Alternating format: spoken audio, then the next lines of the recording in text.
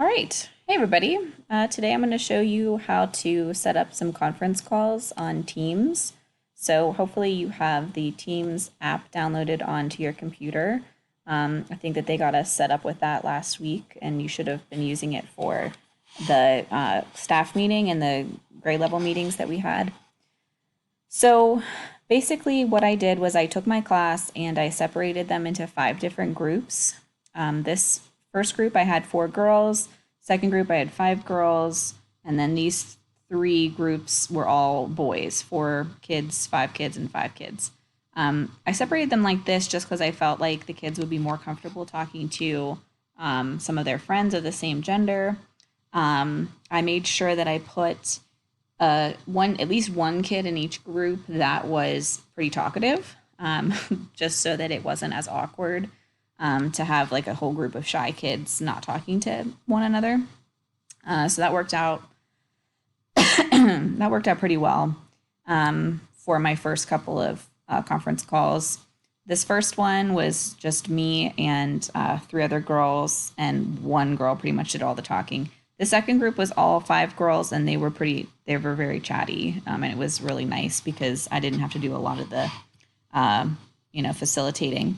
This group I just had with the boys, there was only 2 of them that called in out of 4, so it was just a little bit awkward, but it was still nice to talk to them. And then I have a feeling these last 2 calls will be pretty busy. So basically what you do once you figure out who you want to be in each group, schedule your times. I did 9:30, 10:30, gave myself a nice break, and then I did 1, 2, and 3 o'clock. If you want, you can do one each day. Obviously, it's totally up to you. I just figured let's just get them all done with today and see how they go. And then if I like it, we can do it again.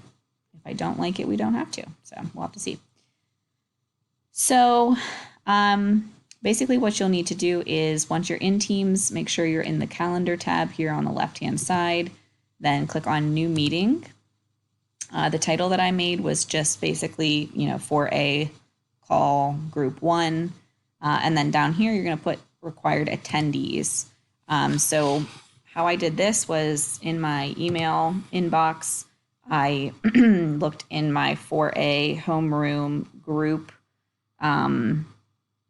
address list, and I clicked on that, and then I just found the email address of who I'm trying to schedule.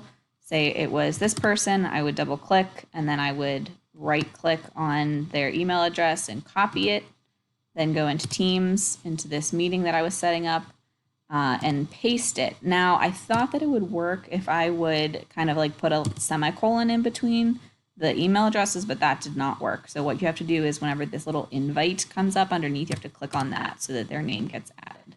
Then you add all the people's names in that same box. Make sure that you set the time and the date right here. I made the mistake of not changing the date when I was making these on Friday, so they were scheduled for Friday. I had to change that. I've been pretty much cutting mine off at a half an hour because it's pretty much seemed like a good amount of time and not been too long or too short. And then that gives me enough time to like regroup before the next group comes on to talk. Once you have this, I didn't do anything with down here. I just push send, and then it sends your parents a phone number and a code to call in. I think it also CCs you on it on your email as well so that you know what's going on. So yeah, that's basically how you do it. And then it'll show up on your calendar and remind you through Outlook when it's time to call. And when it's time, you just would kind of like, this is my group 4 calls coming up here at 2 o'clock. So I would double click on it, and then I could just push join at the top when I was ready.